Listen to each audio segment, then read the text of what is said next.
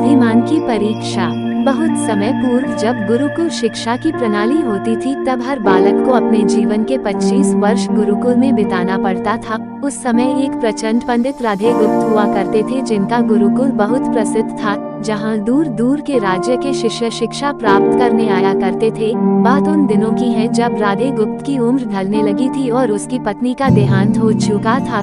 घर में विवाह योग्य एक कन्या थी। राधे गुप्त को हर समय उसकी चिंता सताती रहती थी। वो उसका विवाह एक योग्य व्यक्ति से करना चाहते थे, जिसके पास संपत्ति भले ना हो, पर वो कर्मठ हो, जो किन्हीं भी परिस्थिति में उसकी बेटी को खुश रखे और उचित समय पर उचित निर्णय ले सके। एक दिन उनके मस्तिष्क में एक ख्याल आया। उन्होंने इस परेशानी का हल सोचा कि क्यों ना वो अपने खुद के शिष्यों में से ही योग्य वर की तलाश करे। उनसे बेहतर उनकी बेटी के लिए और क्या हो सकता है। इस कार्य के लिए उन्होंने बुद्धिमान की परीक्षा लेने का निर्णय लिया और सभी शिष्यों को एकत्र किया।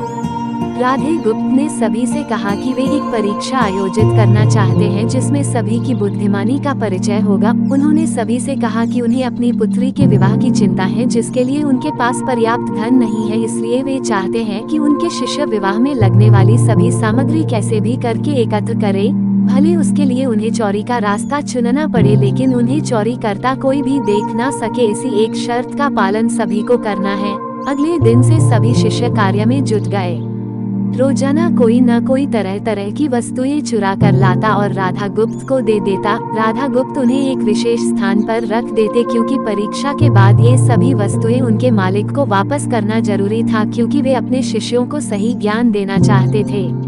सभी शिष्य अपने अपने दिमाग से कार्य कर रहे थे, लेकिन इनमें से एक चुपचाप गुरुकुल में बैठा हुआ था, जिसका नाम रामास्वामी था। वह राधा गुप्त का सबसे करीबी और होनहार छात्र था। उसे ऐसा बैठे देख राधा गुप्त ने इसका कारण पूछा। तब रामास्वामी ने बताया कि आपने परीक्षा की शर्त के रूप में कहा था कि चोरी करते वक्त इसे कोई ना देख सके।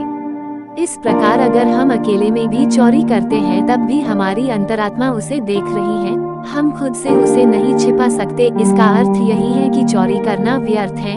उसकी यह बात सुन राधा गुप्त के चेहरे पर खुशी छा जाती है। वे उसी वक्त सभी को एकत्र करते हैं और पूछते हैं कि आप सब ने जो चोरी की, क्या उसे किसी ने देखा? सभी कहते हैं नहीं। तब राधा गुप्त कहते हैं कि क्या आप अपने अंतर्मन से भी इस चोरी को छिपा सके?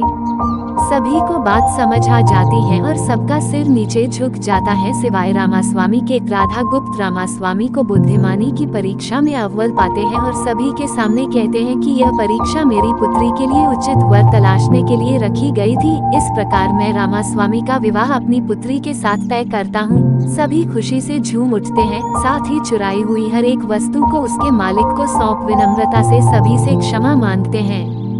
कहानी की शिक्षा। बुद्धिमानी की परीक्षा से यही शिक्षा मिलती है कि कोई भी कार्य अंतर्मन से छिपा नहीं रहता और अंतर्मन ही मनुष्य को सही राह दिखाता है। इसलिए मनुष्य को किसी भी कार्य के सही गलत के लिए अपने मन को टटोलना सबसे जरूरी है।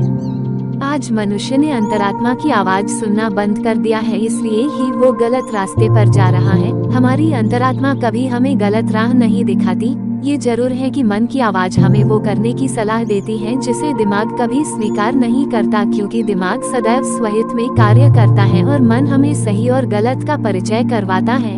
ये सही गलत का परिचय ही हमें सदैव बुराई से दूर रखता है। किसी भी कार्य के पहले हमें मन की आवाज जरूर सुनना चाहिए। इस परीक्षा के जरिए राधा गुप्त ने अपनी पुत्री के लिए एक उचित वर भी तलाश लिया और शिष्यों को जीवन का अमूल्य ज्ञान दिया। आज के वक्त में कोई भी शिक्षक एवं शिक्षण पद्धति मनुष्य को धन कमाने तक का ही ज्ञान देते हैं।